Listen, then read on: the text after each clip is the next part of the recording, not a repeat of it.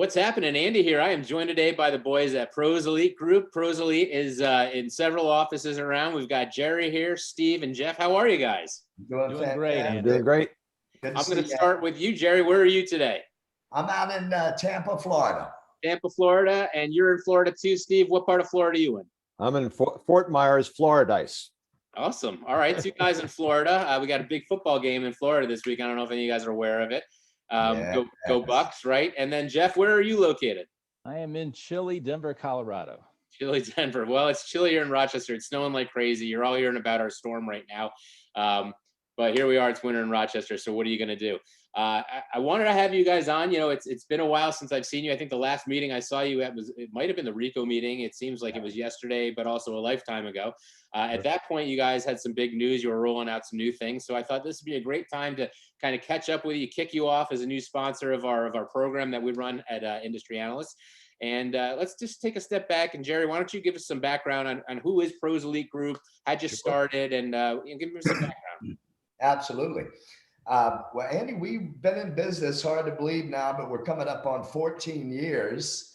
When I started the company, we obviously started off with a service consulting offering, which really took off. We picked up 60, 70 clients fairly quickly. With that growth, we ended up bringing Jeff Kelly on to kind of expand the service consulting offering and give us some bandwidth. About 2 years later, we bought Mr. Rolla in to kind of get deeper and wider into clients.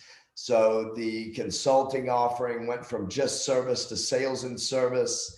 We launched the Pros Elite 100 dealer group, where we selected about 69 companies that covered 100 of the major markets in the US under that Pros Elite 100 umbrella.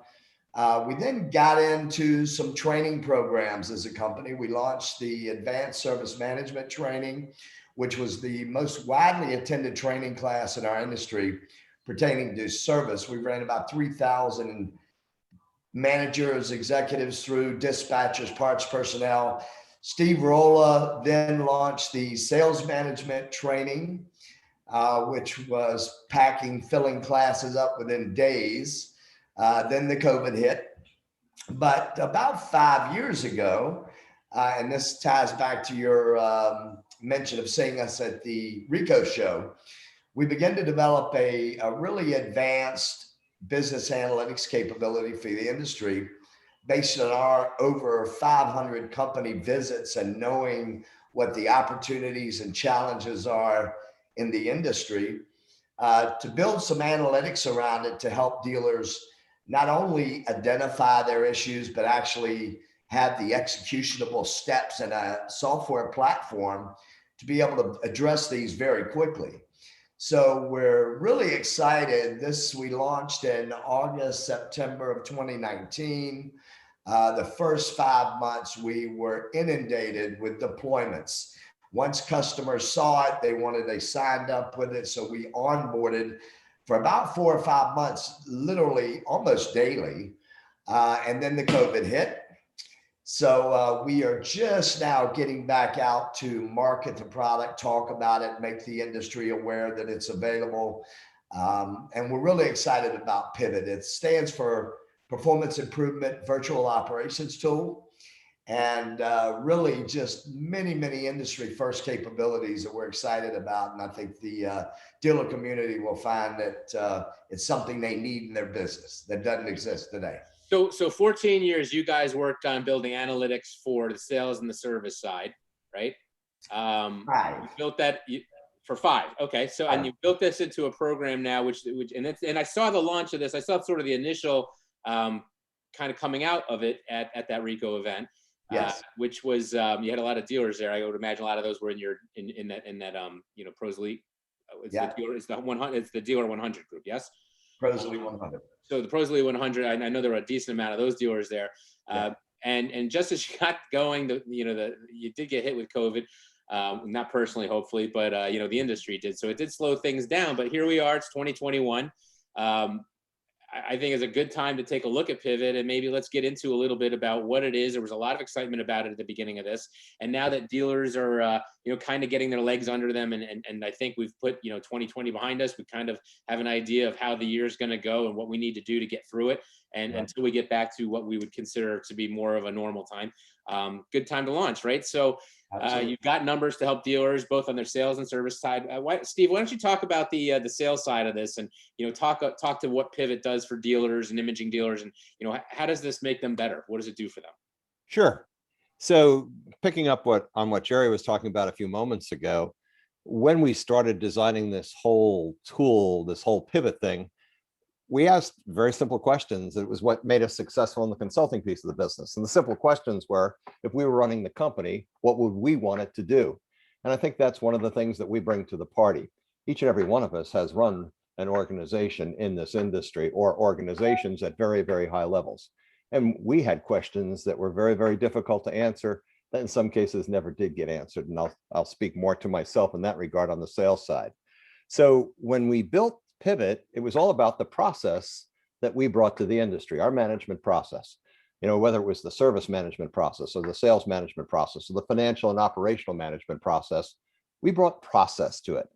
But it was the idea of Jerry and Jeff that we automate that process. We automate the communication of that process for our clients and for future clients, which would probably then allow more people to access those things that we think we bring to the industry.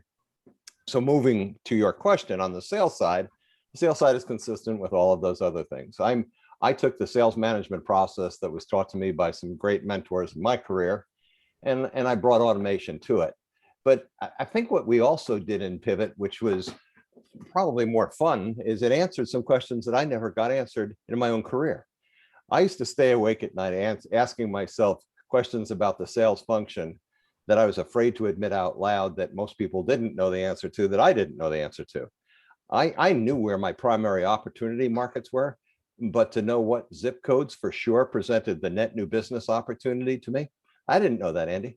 And there wasn't a whole lot of data out there that would tell me where that was. One of the things that used to make me crazy when I was running my companies was the client that called me and said they were leaving me because they hadn't seen a sales rep in a year or two. And I thought I had a tremendous process that tackled that issue, that made sure that my sales reps were visiting their clients at an interval, whether that was 3 or 6 months, that was responsive to that client. And yet you get that call that says, well, we like your service. We think your service is great, but I haven't seen a sales rep in 6 months or even a year. And you'd go into the CRM to see where or who was assigned to that account, and you'd find out it wasn't in the CRM. It wasn't assigned to a rep. And the customer, of course, was right. They hadn't seen anybody. So I wanted a tool that would tell me, who is that client that's out there, that's in limbo, that isn't being called on by my rep? And that was one of the more important questions I wanted to have answered for me in Pivot, and Pivot does that. And I said that I wanted to know that all sales assignments were fair. We can identify to a certain extent the size of a sales rep's base, but we built some cool stuff into the sales side of Pivot that will literally take a sales rep's individual base, dollarize it based on the current selling price of a device that would replace it in the sales rep's myth. And we all of a sudden determined very quickly that all sales territories are far from equitable and far from fair. As a matter of fact, as Pivot became more mature on the sales side, we began to develop an automated quota setting tool, not only on the myth side, but on the net new business side. And suddenly that first problem was resolved. I was able to identify where net new business existed by zip code, and Pivot provides that now to our client base. I was able to determine what a net new business quota should look like for individual sales reps who maybe were underpenetrated or even beyond penetrated compared to my company's growth plan. I was able to build growth plans now based on market share capability that Pivot had in its business analytics that drove the sales organization to tie to my growth plan. So finally, I had markets identified, zip codes identified, net new business opportunity identified. I had equitable sales territories. I understood who wasn't being covered and could quickly cover that situation because Pivot told me immediately that this client wasn't being covered by a rep and I could get that fixed. And suddenly all of those questions that kept me awake at night were resolved. But I think before I take the whole show over, because I could talk about the sales side forever. Let me ask you this.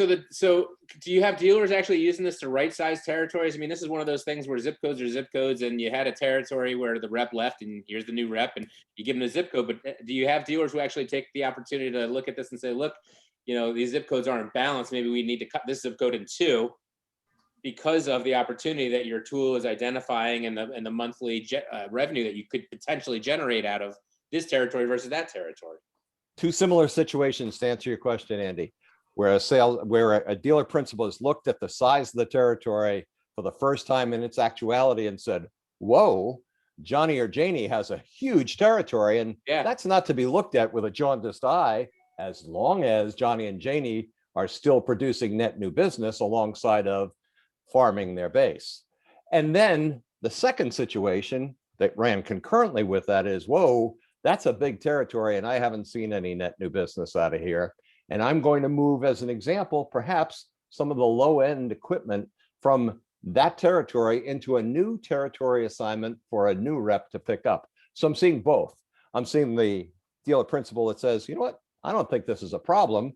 I just think that we should be getting more net new business out of it, and to retain that base, I now have an opportunity to identify what that territory should be driving in net new business and assign that as a net new business quota. How do you get all this data into the system? And do you integrate with current systems, or do they have to just start using yours? We're using things like Bureau of Labor Statistics information to identify where white collar workers work. Okay. We're using 4 different sources of data that provide us information on the size of the market in the United States and in Canada. So we're using public data and information, as well as our own experience, and building it into relatively complex analytics. When Jerry tells you that we spent 5 years developing it, just loading the information about white collar workers into the analytics was almost a 1.5-year project. We're very patient about providing incredible information. We did a huge project for a client recently that showed what percentage market share their install base represented as a percentage of all installs in their market. Nobody's seen that information ever before. Oh, wow. And Pivot was able to produce it.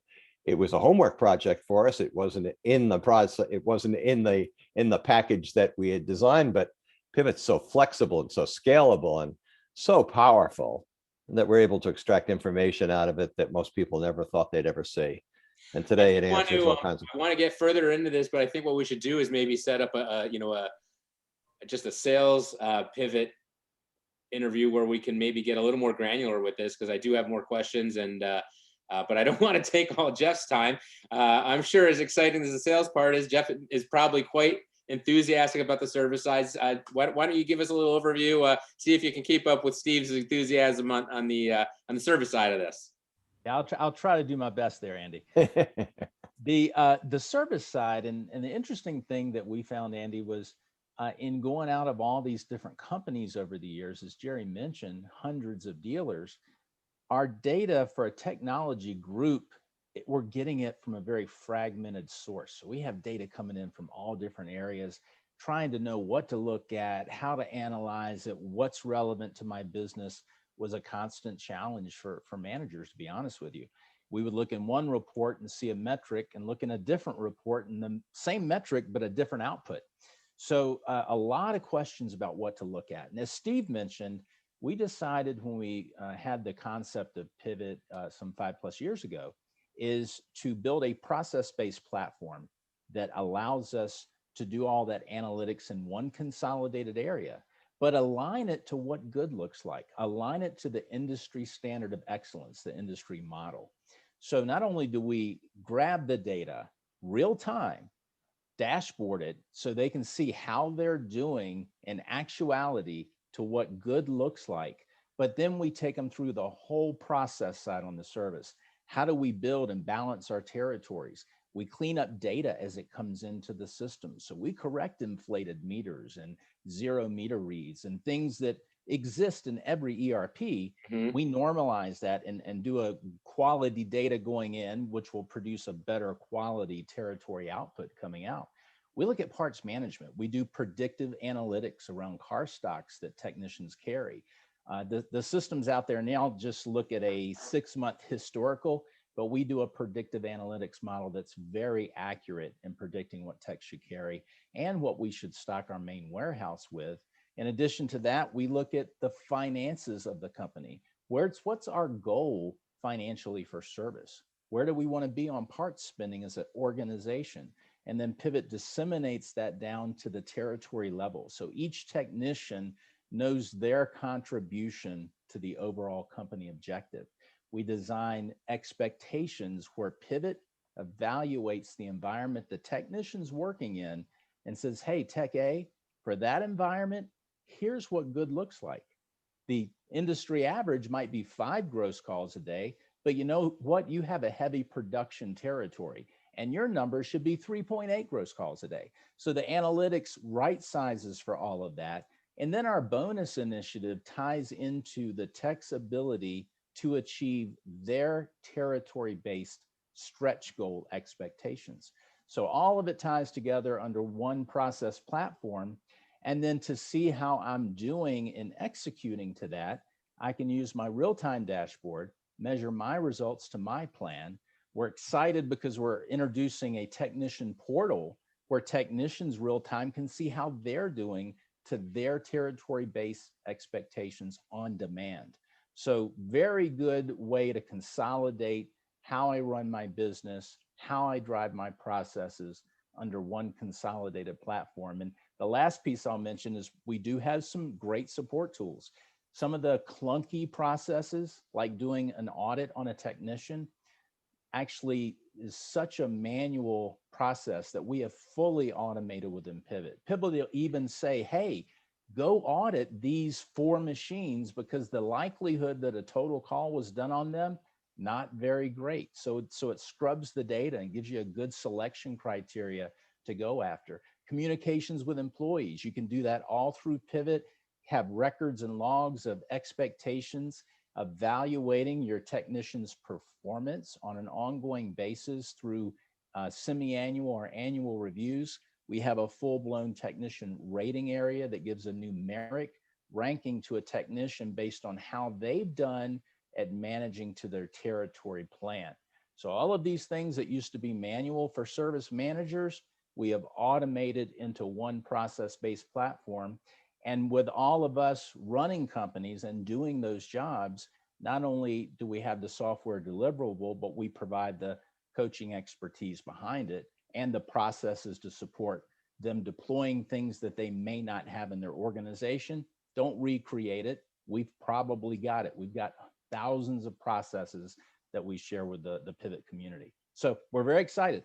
So you guys are able to look at a service territory and then, you know, maybe make some adjustments based on the productivity of the technician or the lack of productivity, or maybe shift some resources because suddenly, like you mentioned, you're realizing that this territory may be a little heavier in one type of technology, production in your case, versus maybe this technician's got a lot of A4 and he whips right through them, right? So does it help with the profitability? I would imagine it's got to, right? If I can keep my truck loaded with the products, the tools, the you know, the supplies and parts that go into those into the hardware.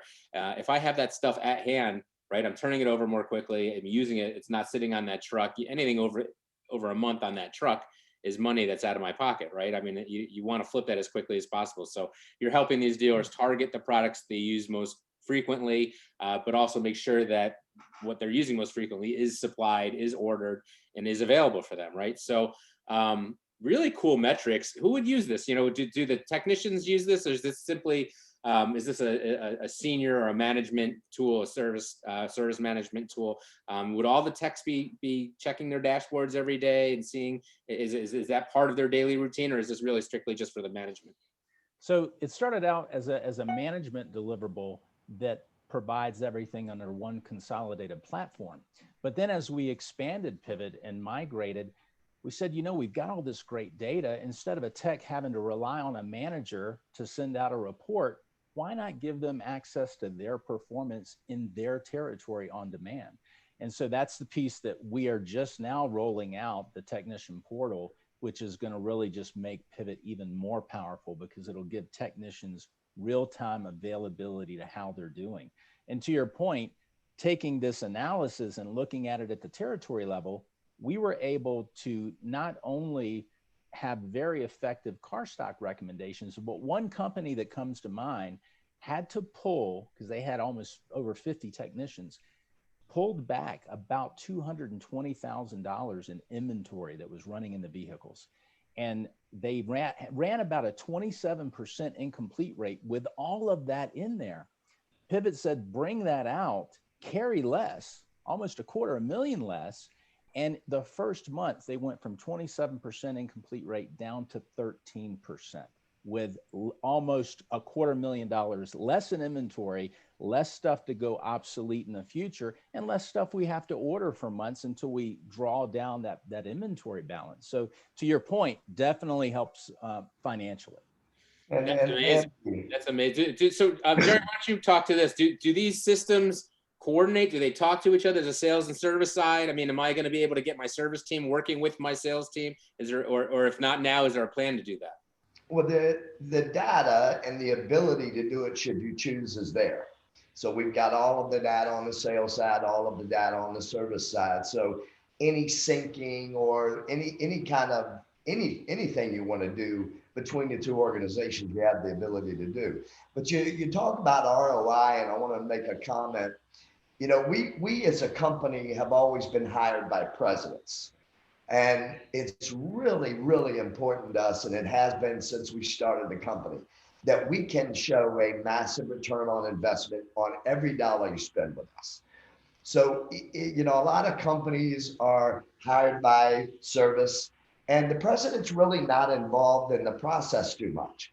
Well, one of the things that we do is we have presidential reports that we can have give access to the presidents to give them an ROI. What is improving in the company based on implementation of Pivot? What are the areas going forward that we're going to be working with your executive staff on to begin to resolve? So it's important to us that not only from the service perspective, service executive job, that he's, you know, getting some capabilities that currently doesn't exist today, but that president is kept involved in exactly what kind of impact this tool is having on his business. You know, the other thing that wasn't mentioned is worth bringing up is we have a very extensive cost per copy module built into Pivot that gives us the ability through analytics to actually not just tell you what your cost per copy is, that's pretty easy to get if the data is accurate, but we're going to analyze exactly where you need to focus and what's hurting you from a profit standpoint, and tell you what you need to do to those machines to resolve the issue we're seeing. So one of the things that we're very big on is just not inundating you with data, but walking you through exactly what you need to do to fix it and giving you what good looks like, as Jeff said. Well, Andy. I mean, that's the key, right? At the bottom line is everybody's got all this data. It's all there. It's just a matter of getting it and putting it into a dashboard where you can understand it and see some graphs and charts and side by sides of and make some sense out of it, right? I didn't mean to cut you off. What were you going to say there, Steve? You took my thunder, and that's okay. In addition to the service and the sales side, we have the most responsive dashboard that is the opening screen of Pivot. So I, as a company president, could come in the morning and take a look at those key indicators of my service function, my sales function, and better yet, my financial function. But if you were to ask me the most important piece of the Pivot tool that makes it what it is to me and to our clients, is Pivot ties to a company's financials. Pivot reports on that company's financials first thing in the morning. It'll tell me what was sold in equipment. It will tell me what was sold in service or what was sold in supplies. And every measurement that we take ties to the company's financials because we've tied Pivot into the company's financials. So that's so important, because if it doesn't tie to a company's financials, it more than likely will destroy a company's financials. Yeah. Yeah. I mean, being able to have everything in one place and see where you stand is just huge. I imagine, you know, especially with the huge, with the trend right now of, it's only going to increase, but the acquisitions, right? I mean, what better way to have all your ducks in a row and have your financials in a presentable way where, you know, if you are thinking of selling down the road, maybe in a few years, maybe not now, but down the road, or buying someone else, you know, you're going to be targeting companies maybe that have continuity with the system that you're using, and a dashboard where I can look at them and what I'm doing and see it side by side and make some sense out of it without, you know, taking as much of a risk. So great stuff. I really am glad we had this conversation and chat, and finally we're able to maybe take a bit of a deeper dive into this than we did at your booth back at Rico. But last wishes to anybody, any last things you got coming up? Anything coming up in March or April, May, June, anything we should know about? Well, the only comment I would make is we have ongoing demonstrations of the product. Anyone is free to request that directly from our website at proselitegroup.com. We'll be glad to do a personal demo with any company out here, and we're doing this on a regular basis. We also, and I am glad of this, we're launching our advanced service management training class in a hotel in the April timeframe. A real class with real people. That's right. That's right. We'll be social distancing and everything will be safe, but we've had about 15 clients that have called and said, okay, we're ready. All right. So, all right. Well, yeah, get the drink coupons ready. That sounds excellent. Right. That's It's been a while. That's great news. You know, I feel like that's a big step forward. You know, there's really been nothing going on in this business, in this industry, except for these Zoom calls for, you know, for coming up on 11 months now. So congratulations to you guys. We'll get that information on the link that I'll have below this video. We will also have information where anyone viewing this video can contact these guys and find out how you can get a demonstration like they just modeled. I will say, and I don't think you want to say the names, but I've seen the list. These are, their clients are some of the biggest and best companies in this business. Some of them some of them you probably don't like very much, but they are some of the most successful dealers in this business. And you have to wonder, does it have something to do with, you know, maybe some of the tools that they are using? So I encourage you to take a look at it. It's very interesting stuff. Make some really, really good use out of your data. And the three of you guys, thank you so much for coming on today. And we will follow up soon, and we'll do another one of these, maybe one for service, one for sales, and then of course, you know, anything else that you have coming down the line. Look forward to that. Thanks. Thank you, Andy. Great seeing you guys, and hopefully we'll see you in real life soon. Sounds good. Forward to it. Take care. Take care.